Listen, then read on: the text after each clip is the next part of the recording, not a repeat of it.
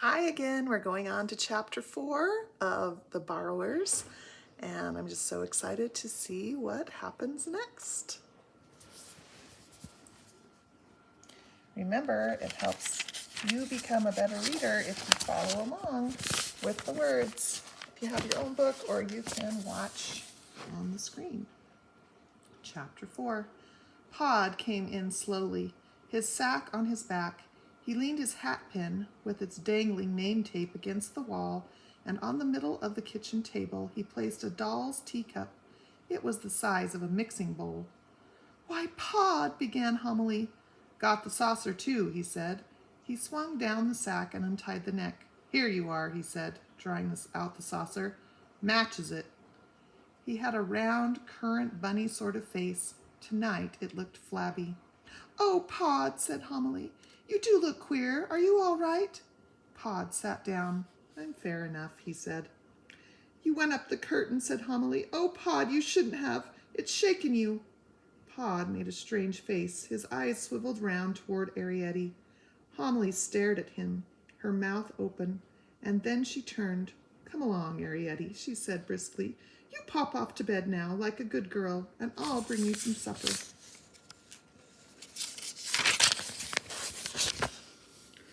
"Oh," said Arrietty, "I can't see the rest of the borrowings."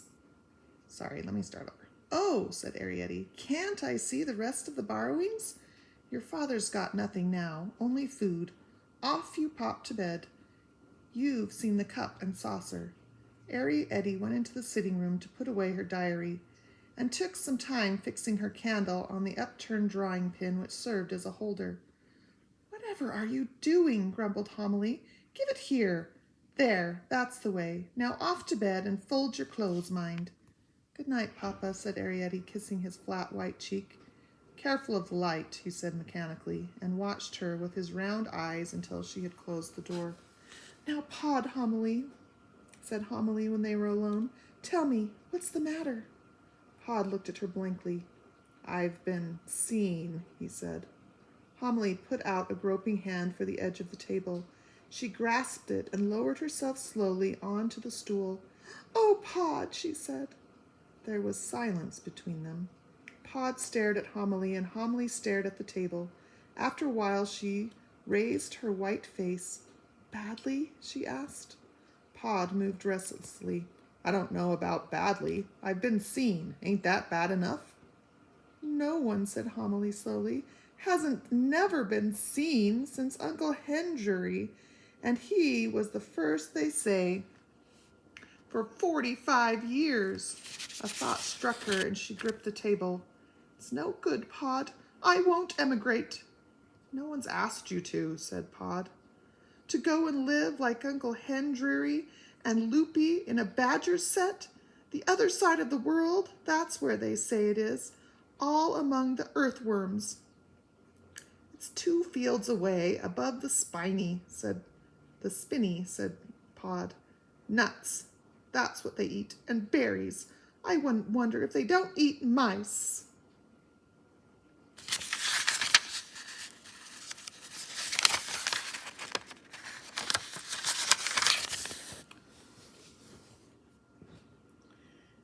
"You've eaten mice yourself," Pod reminded her.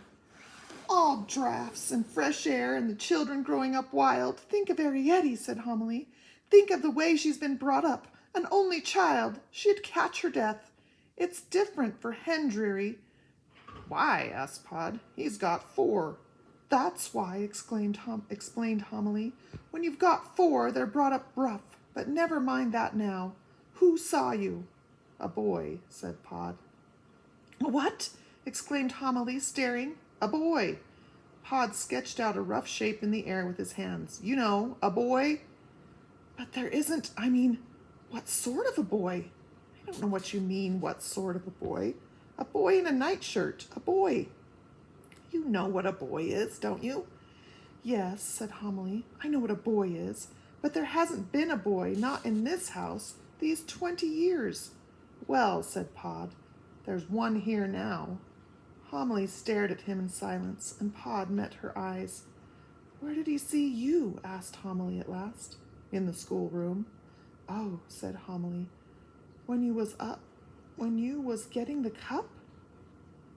Yes, said Pod. Haven't you got eyes? Asked Homily. Couldn't you have looked first? There's never nobody in the schoolroom. And what's more, he went on, there wasn't today. Then where was he? In bed, in the night nursery, or whatever it's called. That's where he was, sitting up in bed with the doors open. Well, you could have looked in the nursery. How could I? Halfway up the curtain? Is that where you was? Yes. With the cup? Yes, I couldn't get up or down. Oh, Pod, wailed Homily, I should never have let you go, not at your age. Now look here, said Pod, don't mistake me. I got up all right. Got up like a bird, as you might say, bobbles or no bobbles. But, he leaned toward her, afterwards, with the cup in me hand, if you see what I mean, he picked it up off the table. You see, it's heavy like. You can hold it by the handle like this, but it drops or droops, as you might say. You should take a cup like this into your 2 hands. A bit of cheese off a shelf or an apple, well, I drop that. Give it a push and it falls, and I climb down in me own time and picks it up. But with a cup, you see what I mean. And coming down, you got to watch your feet. And as I say, some of the baubles was missing, you know, what you could hold on to, not safely.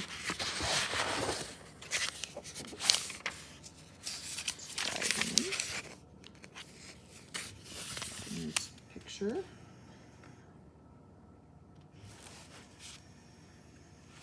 Oh, Pod, said Homily, her eyes full of tears. What did you do? Well, said Pod, sitting back again, he took the cup. What do you mean? Exclaimed Homily, aghast. Pod avoided her eyes. Well, he'd been sitting up in bed there watching me. I'd been on that curtain a good 10 minutes, because the hall clock had just struck the quarter. But how do you mean he took the cup? Well, he had got out of bed, and there he was standing, looking up.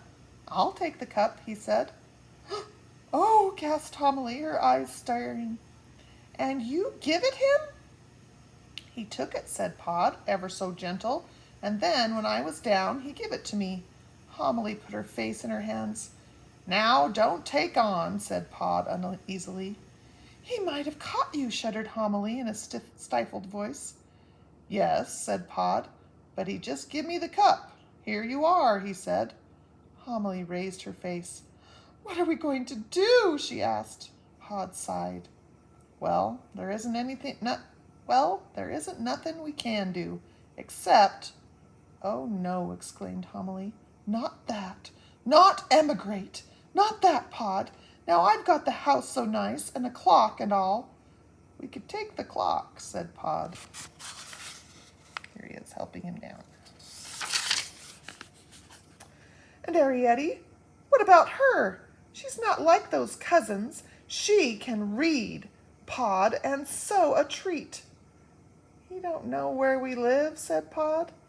But they look, exclaimed Homily. Remember Hendry? They got the cat and... Now, said Pod, don't bring up the past. But you've got to think of it. They got a cat and... Yes, said Pod, but Eglantine was different. How different? She was Arrietty's age. Well, they hadn't told her, you see. That's where they went wrong. They tried to make her believe that there wasn't nothing but was under the floor. They never told her about Mrs. Driver or Crampfurl, least of all about cats. There wasn't any cats. There wasn't any cat, Homily pointed out, not till Hendry was seen. Well, there was then, said Pod. You got to tell them, that's what I say, or they try to find out for themselves. Pod, said Homily solemnly, we haven't told Arrietty. Oh, she knows, said Pod. He moved uncomfortably. She's got her grading. She doesn't know about Eglantine. She doesn't know about being seen. Well, said Pod, we'll tell her. We always said we would. There's no hurry. Homily stood up. Pod, she said, we're going to tell her now.